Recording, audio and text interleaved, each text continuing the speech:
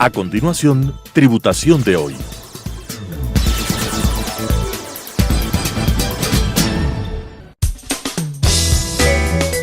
Clasificación A. Apto para todo público.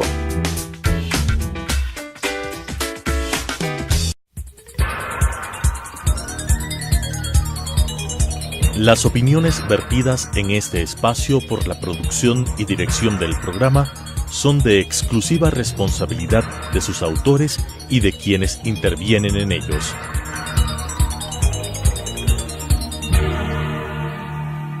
Telesucesos Canal 29 UHF presenta Tributación de hoy, un programa destinado para los ciudadanos en su entorno fiscal para el Ecuador, con la conducción de la doctora Cristina Trujillo. Tributación de hoy. Tributación de hoy, un programa diferente donde trataremos temas del ámbito financiero, contable, tributario, laboral, del sector empresarial y de la ciudadanía en general. Trataremos de utilizar un lenguaje sencillo, pero sobre todo tendremos la importante presencia de entrevistados que nos ayudarán a conocer cuáles son nuestras obligaciones, cuáles son nuestros derechos del ámbito legal vigente en nuestro país. Un tema muy importante es la relación laboral entre empleados y trabajadores. Nosotros debemos conocer cuál es el marco regulatorio que rige esta relación tan importante para el crecimiento de nuestras empresas y del país en general. El día de hoy tenemos la grata presencia de la experta laboral, la doctora Marinés de Vargas, quien es socia de la firma TC Audit y además es instructora a nivel local e internacional, y también es parte del staff de instructores del Colegio de Contadores Públicos de Pichincha y del Ecuador. Estimada Marinés, qué gusto el día de hoy contar contigo. Para mí es un verdadero privilegio que tengo a una experta en temas laborales, en temas tributarios, y que vamos a hacer un programa sencillo para que nuestros televidentes entendamos de estas regulaciones que debe tener esta relación, que digo una relación perfecta entre trabajadores y empresarios. Quiero comenzar con una pregunta sencilla.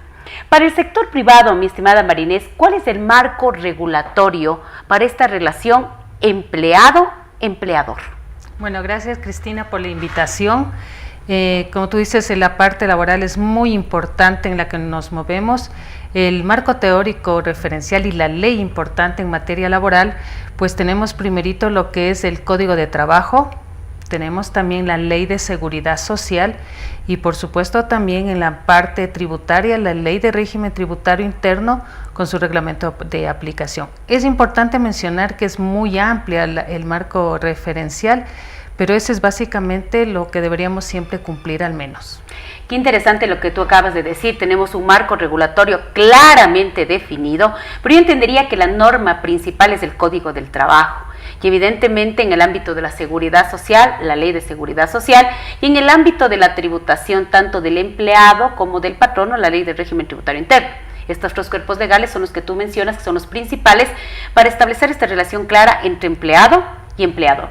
Mi querida Marinés, quisiera con algo sumamente sencillo comenzar. Si el día de hoy yo como empresa, llámese, o también como persona natural, porque entiendo que el patrono es una empresa o también puede ser una persona natural, como primer paso, el día de hoy voy a contratar empleados o trabajadores, ¿qué debo hacer? Sí, mira, lo primero que deberíamos nosotros hacer luego de que ya has llegado a un acuerdo con el trabajador, primerito es establecer un contrato al cual yo recomiendo que sea escrito para evitar contingencias del empleador y también problemas futuros con el trabajador. De la mano voy a llenar los datos en la ficha del ministerio, en el SUD, como estamos hablando del sector privado, en el SAITE, ¿sí? Y también tendríamos que de la mano hacer nuestra afiliación al IES, que la deberíamos hacer desde el primer día. El plazo para hacerlo es 15 días, pero yo siempre recomiendo que lo hagamos desde el primer día.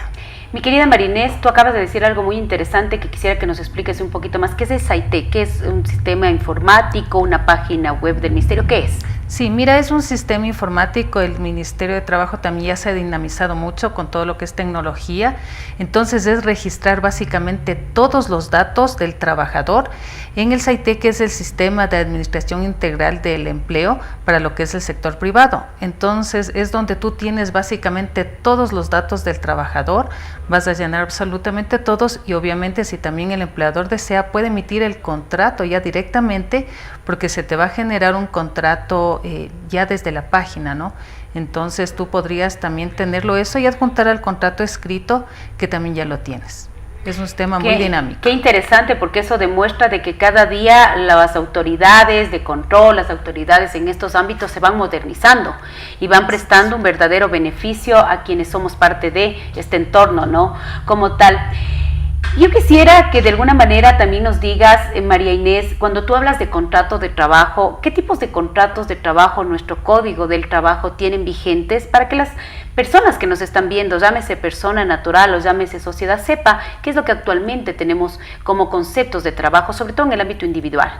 Claro, mira, tenemos, yo te lo podría clasificar en dos aspectos, ¿no? Uno, los contratos que tienen estabilidad laboral. En este tenemos primerito que es el contrato indefinido de trabajo. Es el contrato que actualmente tiene la mayor estabilidad laboral y este va a tener un periodo de prueba de 90 días en el cual el empleador puede medir en cierta forma al trabajador y también el trabajador saber si es que está conforme con su empleador. Entonces, con una mira de una relación laboral de largo plazo, pues el indefinido. Ahora tenemos también otros trabajos en donde no tienes todavía una estabilidad laboral, ¿sí? Como el contrato eventual, el ocasional, el contrato de temporada, el de obra cierta. Tenemos un contrato nuevo que se lo utiliza también mucho, que es el contrato de obra o servicio determinado dentro del giro del negocio. La pena que no pueden aplicarlo todos los sectores, sino solo sectores definidos. Tendríamos también el de destajo. Y también se han aprobado otros tipos de contratitos por reglamento para sectores específicos, el sector florícola, el sector ganadero, el sector de software, ¿sí? Entre otros contratos.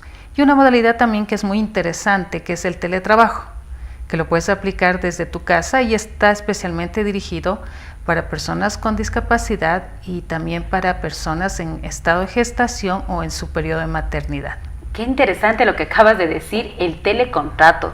Y realmente yo creo que muchas de las personas que nos están viendo a lo mejor no conocen esta cantidad de contratos que en cierta manera hace que nuestra relación sea más dinámica, más real y adaptada realmente a las condiciones de cada necesidad, de cada patrono y también obviamente de las personas. Pero qué simpático lo que tú hablas del telecontrato y que se lo puede hacer, entiendo, desde su casa. Así es. Muy bien, mi querida María Inés, vamos a hacer algo más simpático.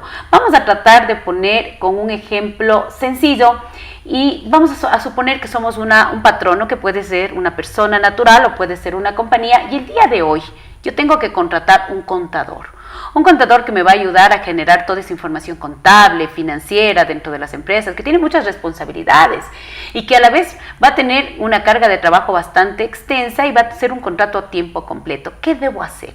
Pongamos con este ejemplo sencillo para que las personas que nos están viendo sepan qué debo utilizar y qué nos recomiendas tú como una experta laboral. Mira, bueno, al hablar nosotros que es el contador es la persona con mayor responsabilidad dentro de la empresa.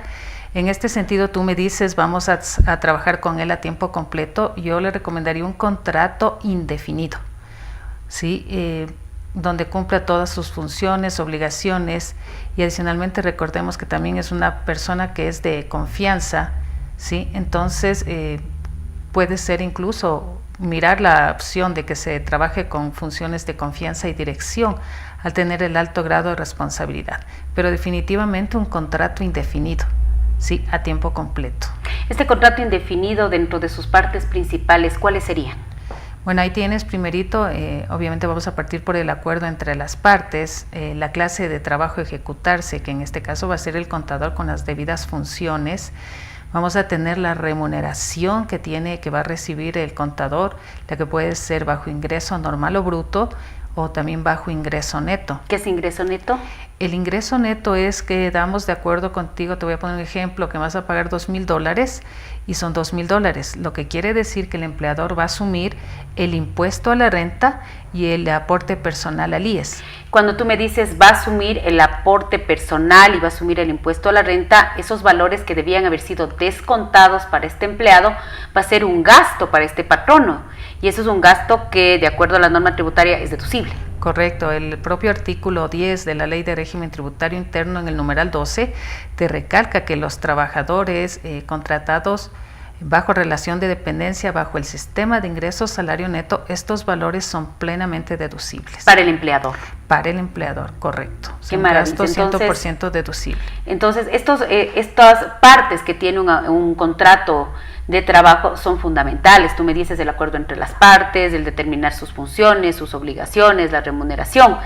Y evidentemente, como tú decías, es un contrato que para el ejemplo citado, pues es lo que se debe hacer. Correcto. En este contrato, solo, perdón que te aclare, es importante, aparte de, lugar de trabajo y los elementos esenciales, es también tener cláusulas adicionales. Por ejemplo, al ser un contador, que es una persona de confianza, también yo le pondría cláusulas de confidencialidad, cláusula de derecho de propiedad intelectual, por ejemplo. Qué interesante lo que tú dices. Yo creo que las personas que nos están viendo, sobre todo los empleadores, tomarán muy en cuenta tus recomendaciones. Una vez que yo establezco mi contrato de trabajo, se queda claramente definida nuestra relación patrono-empleado, nace una relación de dependencia. ¿Qué es esto de la relación de dependencia que tanto se habla? De profesionales independientes y también se habla de profesionales, de empleados en relación de dependencia. ¿Qué es esto de la relación de dependencia, mi querida Marinés? Mira, la relación de dependencia es una característica justo de los contratos laborales que estipula el Código de Trabajo, en donde vas a tener tú un empleador, es decir, el trabajador va a ser una persona que recibe órdenes o es subordinado, va a cumplir un horario, va a tener una remuneración mensual el trabajador, es decir, va a tener ingresos y lo va a hacer de forma personal. Otra de las características de la relación de dependencia es la afiliación al IES por parte del empleador, por parte del patrono. Es decir, que él es responsable de la afiliación y del cumplimiento de las obligaciones en todos los aspectos laborales. Qué maravilla. Entonces hablamos que un empleado en relación de dependencia es el que va a depender de un patrono, es un subordinado, el que tiene una jornada de trabajo y que definitivamente presta sus servicios de una manera lícita, y tú hablaste de algo muy interesante, de una manera personal. Tú hablaste de algo muy interesante. Dijiste, tengo que afiliarle al IES como empleador. Y la siguiente pregunta es justamente eso. Dentro de estas obligaciones que tiene el empleador, primero quiero que me digas si están definidas en algún marco regulatorio, si son obligatorias. Y segundo, que me menciones, no quiero que me digas todas, pero por lo menos las más importantes, de cuáles son nuestras obligaciones patronales como empleadores para estos empleados en relación de dependencia. Claro que sí. Mira, tenemos varios partes en lo que nos habla la materia laboral donde tienes las obligaciones de los empleadores. Una de estas, por ejemplo, que viene desde hace mucho tiempo, es el artículo 42 del Código de Trabajo, donde te habla de las obligaciones principales, y es un artículo que todos los empleadores deberían conocerlo y manejarlo muy bien, porque las inspecciones laborales que está haciendo el ministerio, que ya es en un ámbito un poco ya más técnico, mucho más técnico, están basados en el artículo 42. Obligaciones que justamente está la afiliación al IES, contratación de personas con discapacidad, tener la ficha actualizada del trabajador, que justamente se va también a lo que es el sistema del informático en el Ministerio de Trabajo, obligaciones que a veces nos parecen muy sencillas, como proporcionar uniformes a los trabajadores o ropa de trabajo a los trabajadores, y bueno, es por ponerte un ejemplo, ¿no? Adicionalmente tenemos en el año 2017 salió el reglamento para lo que tiene que ver las obligaciones de los empleadores, el acuerdo ministerial en ministerio, en donde te habla obligaciones de registro de contratos, registro de actas de finiquito, obtener un reglamento interno, obligaciones también de registro en lo que es seguridad, salud y prevención de riesgos. Entonces, como tú ves, las obligaciones del empleador son muchas, y por eso hay que estar pendientes y atentos al día. Y como tú dices, esto está regulado en el artículo 42 del Código del Trabajo, y este reglamento que salió en el año 2017. Así es. Está clarísimo que nosotros como patronos tenemos que conocer a lo que estamos obligados por ley. ¿Qué quiere decir esto? Que debemos cumplir lo que está escrito. Es correcto. Es algo también sumamente interesante, no solamente de hablar de estas obligaciones que los patronos tenemos. Quiero que me menciones dos obligaciones del empleado en relación de dependencia, en cambio para la empresa, para el patrono o para esa persona natural que también es patrono. Claro, mira, el trabajador también tiene obligaciones, y eso tenemos que tener claro, no solamente son los empleadores. El trabajador tiene que realizar su trabajo con toda las precauciones, con toda la normativa que se cumple, ¿no? Adicionalmente, el trabajador tiene que guardar, precautelar los bienes que son entregados a él, ¿sí? También en el caso, y es uno de los problemas que yo te puedo decir, he visto en la práctica, el trabajador tiene que comunicar en caso de ausentarse, y a veces eso genera problemas porque no siempre lo hace y le genera problemas a él y muchas veces al empleador. Yo creo que la relación, tanto los deberes, los derechos, va de dos vías, el dar y recibir. Algo que es fundamental y que siempre ha sido un tema de análisis, de revisiones y que ojalá no se tenga contingencias por el sector empresarial, por el sector del patrono como tal, es qué constituye o sobre qué se debe aportar. Porque todos conocemos que la falta de aportación de estos empleados en relación de dependencia por parte de sus patronos acá tienen una serie de consecuencias en diferentes ámbitos. Primero quiero que me digas qué es la materia gravada para el IES y sobre qué se debe aportar sobre el tema de los empleados en relación de dependencia. ¿Sobre qué debo aportar, María Inés? Claro que sí. Mira, para establecer una adecuada base de aportación a lo que es la seguridad social, siempre nos vamos a basar en dos artículos básicos o principales. El artículo 11, que te establece propiamente la materia gravada, y el artículo 14 de la Ley de Seguridad Social, que se nos va a decir los ingresos exentos. Para resumirte de una forma muy sencilla y fácil, el artículo 11 te va a decir que tienes que aportar sobre todos los ingresos que tengan una apreciación pecuniaria, es decir, que yo pueda cuantificarlos de una forma fiable. De igual forma, en el mismo artículo te habla de las trabajadores no remunerados del hogar, constituirá la unidad económica familiar, es decir, en el hogar la persona que reciba ingresos. Y también tenemos de manera general cualquier otro ingreso que sea carácter de normal en la industria o servicio. Claro, yo te estoy resumiendo el artículo, ¿no? Entonces aquí la pregunta es siempre hacernos a qué consideramos nosotros como ingreso normal y quién establece la normalidad de estos ingresos, que yo te podría decir que es propiamente el propio empleador. Ahí tengo una pregunta para que nuestros televidentes nos puedan entender un poquito mejor. Vamos a suponer que yo soy Juan Pérez, soy un empleado en relación de dependencia de la compañía ABC. Si tú me puedes decir unos ejemplos de ingresos normales y pecuniarios que tú acabas de mencionar, que se entendería que de acuerdo a la Ley de Seguridad Social, al artículo 11, materia gravada, se aportará sobre todo ingreso de carácter normal y pecuniario. Pongamos un ejemplo. Juan Pérez es empleado en relación de dependencia. Algunos conceptos sobre los cuales se debería aportar. Claro que sí. Mira, por ejemplo, vamos a tener el sueldo, vamos a tener las horas extras, suplementarias y extraordinarias. Si es que este trabajador recibe comisiones, si está en área de ventas, van a ser las comisiones, ¿sí? Por ejemplo, ahora se maneja mucho también lo que son bonos de eficiencia. Hay casos en que estos bonos se manejan mensualmente, pues tienes estos bonos, a veces será anualmente. Yo tengo que ver, especialmente cuando son de periodicidad anual, ¿es normal que yo pague estos bonos? Si tú me dices sí, yo le pago cada año, luego de una evaluación, listo, sabemos que tenemos que aportar. Y por otro lado también recordemos que tenemos los ingresos exentos del 14, que son los famosos servicios de orden social o los famosos VOS como se les conoce, que tenemos 7 en este caso. Entonces estamos hablando que hay dos tipos, hablemos de remuneraciones o dos tipos claramente definidos de ingresos que se deben aportar y que no se deben aportar. Los que se deben aportar de acuerdo al artículo 11, ingresos normales y pecuniarios, sueldos, horas extras, comisiones, gratificaciones, bonificaciones, y los que no se deben aportar de acuerdo al artículo 14 de la Ley de Seguridad Social, como lo que tú acabas de mencionar, estos que están relacionados con los beneficios de orden social o denominados VOS, como por ejemplo puede ser la ropa de trabajo, ¿no es cierto? O puede ser alimentación.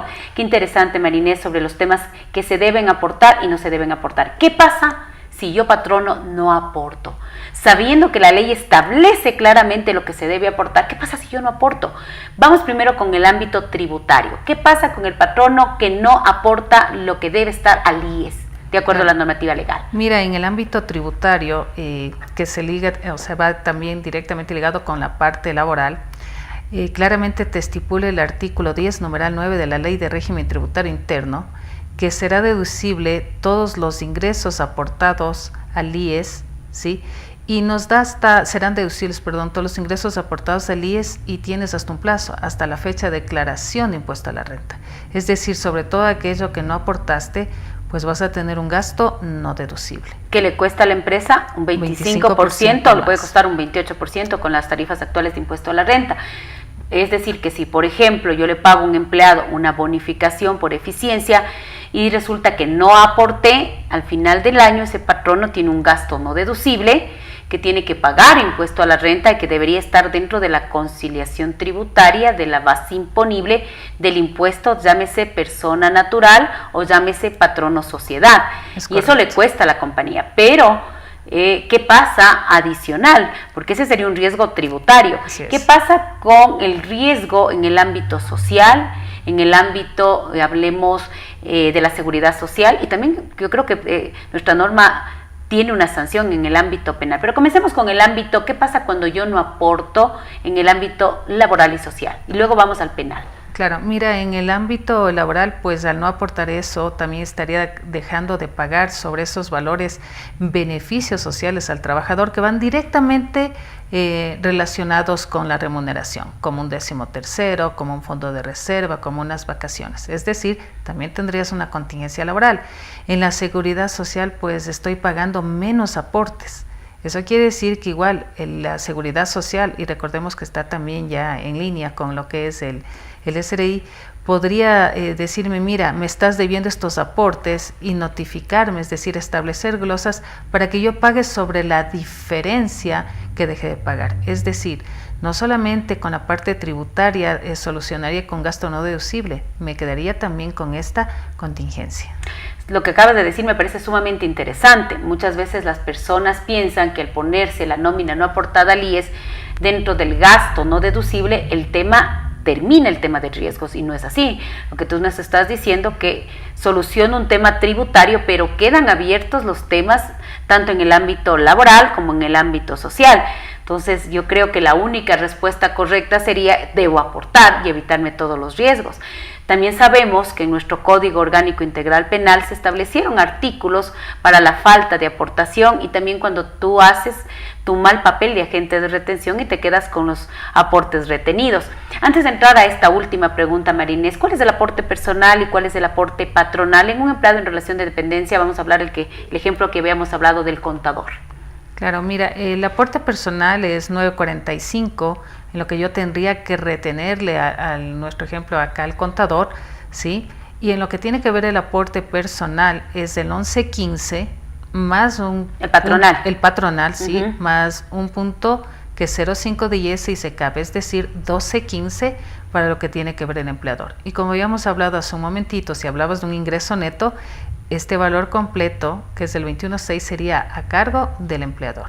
Claro, tú nos mencionabas muy claramente que nosotros como patronos podemos tener empleados contratados bajo la modalidad de salario normal o de salario neto. En un salario normal, el aporte personal, el impuesto a la renta personal, lo descontamos y el trabajador recibe un valor neto. Pero cuando hablamos de estas negociaciones donde nuestros trabajadores ingresan bajo la modalidad de salario o remuneración neta, es el patrono el que asume, este 21.50 sería totalmente asumido por el empleador y obviamente bajo la ley tributaria, como tú mencionaste claramente en el artículo 10, numeral 12, un gasto totalmente deducible de impuesto a la renta. ¿Qué pasa en el ámbito penal si no aporto al IES? Mira, ahí es más grave, ¿no? Porque estamos hablando ahí primero por la no afiliación y también estamos hablando por la entrega de los aportes. Por la no afiliación, obviamente, primero va a tener una notificación el empleador, ¿sí? Y luego va a tener una sanción que puede tener incluso hasta prisión. En lo que tiene que ver con la no entrega de los aportes es también muy grave, porque estamos hablando de una apropiación de fondos del IES. Correcto. Entonces tienes un plazo de 90 días para entregarlos en caso ya de notificación. Recordemos, con esto no nos referimos para pagar. El pago normal de los aportes, como todos sabemos, es a 15 días posteriores a la fecha del periodo que está liquidando. Es decir, por ejemplo, lo de diciembre, todos los empleadores debieron haber pagado máximo hasta el 15 de enero. ¿Qué pasa si me atraso? Entramos con el concepto de mora patronal. Correcto, si te atrasas, la mora patronal es gravísima. La mora patronal tiene una cola muy larga porque vas a caer con responsabilidad patronal. Y esta la vas a tener en el ámbito médico, es decir, todas las atenciones a lo que tiene que ver con el IES, en donde vas a tener una sanción, te van a cobrar parte de esa atención médica más una multa. Adicionalmente vas a tener también responsabilidad patronal en lo que es seguro de desempleo y cesantía. Y por último, en jubilación patronal. Como tú ves, es una mora, en una cola, más bien dicho, larguísima. Mi querida María Inés, yo creo que tus explicaciones son muy interesantes y quiero comprometerte públicamente para hacer una segunda edición.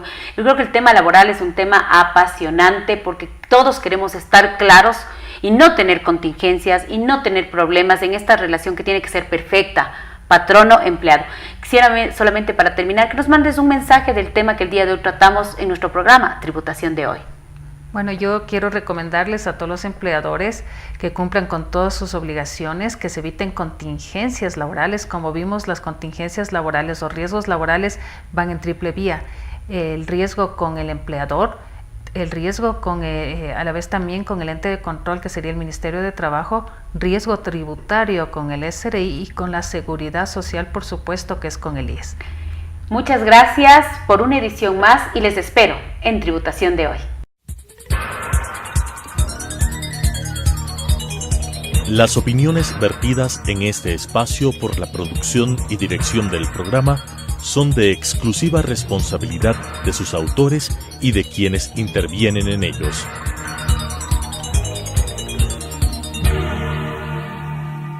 Telesucesos Canal 29 UHF presentó Tributación de Hoy, un programa destinado para los ciudadanos en su entorno fiscal para el Ecuador, con la conducción de la doctora Cristina Trujillo. Tributación de Hoy.